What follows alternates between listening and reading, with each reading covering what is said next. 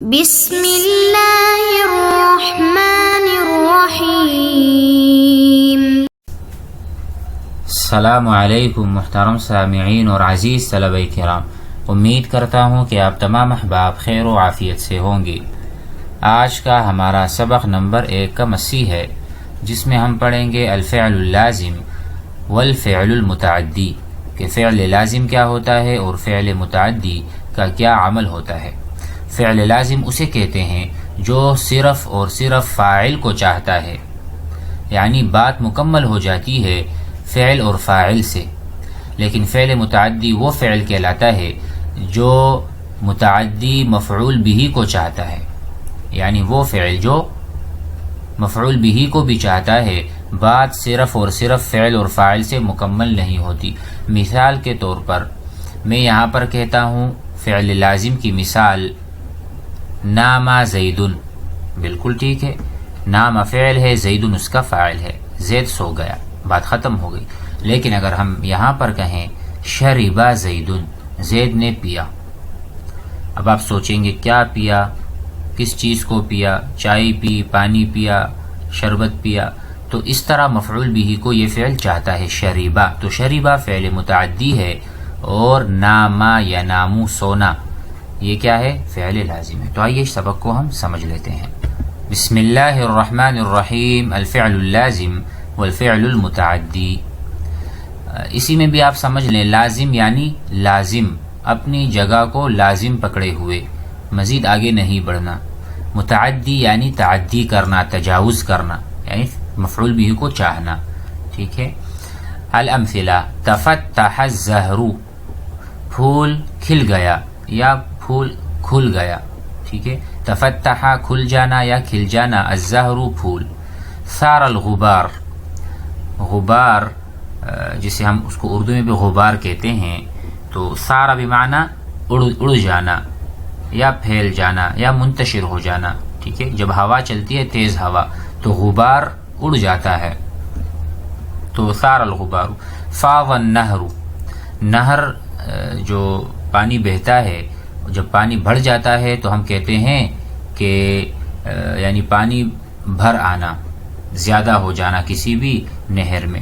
فاضا یفیض بمعنی فیضان، ابلنا، اٹھنا اوپر، کسی چیز کا بھر جانا۔ مثلا گلاس کو میں پانی سے بھرتا ہوں، تو جب گلاس پانی سے باہر آتا ہے، یعنی جب پانی گلاس میں موجود ہو اور گلاس بھر جائے اور پانی باہر کو گرے تو ہم کہتے ہیں فاض الماء۔ اسی طرح فاض النہر۔ حبت الریح، ہوا تیز چلنا، تیز ہوا چلی۔ تو ان تمام مثالوں میں آپ دیکھیں، تفتح فعل ہے، زہر اس کا فاعل ہے، ثار فعل ہے، غبار اس کا فاعل ہے، فاض فعل ہے، النہر اس کا فاعل ہے، حبت فعل ہے، الریح، ریح معنی ہوائیں، یہ اس کا فاعل ہے۔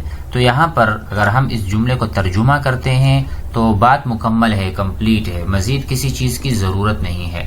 یہ فعل مفعول کو نہیں چاہتا، بلکہ اس فعل کے لیے فاعل کا ہونا کافی ہے اور بات مکمل ہو جاتی ہے۔ اس کے برعکس، طوى الخادم، خادم نے لپیٹا۔ اب یہاں اگر میں چپ ہو جاؤں اور کہوں طوى الخادم، تو آپ کہیں گے بھائی کس چیز کو لپیٹا وہ بھی بتا دو، تو یہاں پر مفعول بہ کا لانا ضروری تھا۔ الثوب، کپڑوں کو لپیٹا۔ اکل الثعلب، لومڑی نے کھایا۔ اب کس چیز کا، دجاجتن، مرغی کو۔ بلل المطر، بارش نے گیلا کر دیا۔ بلل، بلل یعنی گیلا کرنا۔ بارش نے کیا گیلا کیا بھائی؟ الارض، یہ زمین کو۔ احرقت النار، آگ نے جلا دیا۔ اب کس چیز کو جلا دیا؟ کھیت کو، کسی گاڑی کو، کسی اور۔ المنازل ای البیوت، گھروں کو جلا دیا۔ تو یہ تمام افعال متعدی ہیں، ان کا معنی مکمل نہیں ہوتا، سامع اس کو نہیں سمجھتا الا بذکر المفعول بہ، تو مفعول بہ کا یہاں پہ لانا بہت ضروری ہے۔ تو یہ ہے جو فرق لازم اور متعدی میں ہوتا ہے۔ بحث کی طرف دیکھیں گے۔ جمیع الجمل فی القسم الاول، پہلی قسم کی تمام مثالیں مرکبۃ، مرکبہ ہیں، من فعل و فاعل لا غیر، پہلے جتنی بھی جملے ہیں سب فعل اور فاعل سے مل کر بنے ہیں، لا غیر، اس کے علاوہ اس میں کچھ بھی نہیں۔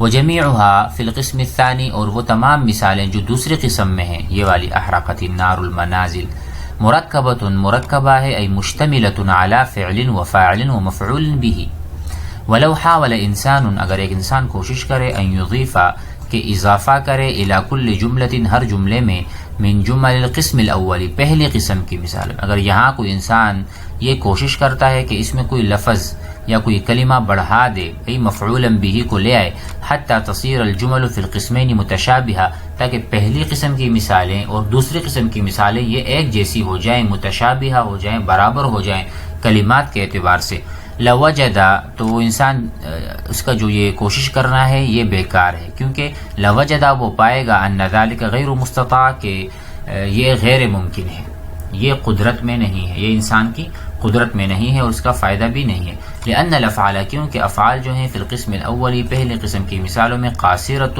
یا لازمۃ قاصرۃ یعنی قاصر ہیں متعدی ہونے سے کیونکہ ان افعال کا جو عمل ہے وہ صرف فاعل تک ہے ان افعال کا جو اثر ہے وہ مفعول پر اثر انداز نہیں ہوتا اسی لیے کہتے ہیں لا يتعدى عملها کہ اس فعل کا جو عمل ہے وہ متعدی نہیں ہوتا متجاوز نہیں ہوتا رفع الفاعل الى نصب المفعول به کہ وہ فاعل کو رفع دے دے اسی طرح مفعول کو نصب دے دے ایسا نہیں ہو سکتا صرف فاعل کو رفع دے گا بس ولذلك اسی لیے تسمى افعال قاصرہ اس کو افعال قاصرہ کہتے ہیں یا افعال لازمہ کہا جاتا ہے اما افعال القسم الثانی البتہ دوسری قسم کی جو مثالیں ہیں فلیست قاصرۃ تو وہ افعال مفعول به پر عمل کرنے سے قاصر نہیں ہے لأن کیونکہ عملها اس کا جو عمل ہے یتعدى متعدی ہوتا ہے رفع الفاعل کہ فاعل کو مرفوع کر دے الى نصب المفعول به اور مفعول به کو منصوب کرے ولذلك تسمى اس لیے کہا جاتا ہے افعال المتعدیہ اس کو افعال متعدی کہتے ہیں اور میں نے شروع میں مثالیں دے دی نام طالب طالب علم سو گیا کافی ہے بات سمجھ میں آ گئی آپ نے دوسرا کوئی اشکال نہیں کرنا آپ نے دوبارہ نہیں پوچھنا لیکن جب میں کہوں کہ ضرب زید زید نے مارا اب آپ ضرور پوچھیں کس چیز کو مارا ٹھیک ہے تو یہ مفعول بھی چاہتا ہے اس لیے متعدی افعال متعدی الفعل ينقسم الى قسمین فعل کی ایک تقسیم یہ ہے کہ فعل لازم اور متعدی ہوا کرتا ہے الفعل اللازم کیا ہے هو ما لا ينصب المفعول به وہ ہے جو مفعول به کو منصوب نہیں بناتا جب مفعول به آتا نہیں ہے تو منصوب کیسے بنائے گا ٹھیک ہے فعل لازم کے لیے مفعول کی ضرورت ہی نہیں ہے والفعل المتعدی وہ ہے هو الذي ينصبه کہ جو مفعول به کو منصوب کرتا ہے کیونکہ وہ مفعول کو چاہتا ہے تو اس کو منصوب کر دیتا ہے فعل کام کو کہتے ہیں اور جو کام پر کھڑا ہوتا ہے اس کو فاعل کہتے ہیں اور جس پر کام ہو جاتا ہے اس کو مفعول کہتے ہیں امید ہے کہ سبق سمجھ میں آ گیا ہوگا والسلام علیکم ورحمۃ اللہ اس طرح کی کچھ مثالیں آپ بھی بنا لیں جس طرح سے آپ نے اوپر مثالوں کو پڑھا ہے والسلام علیکم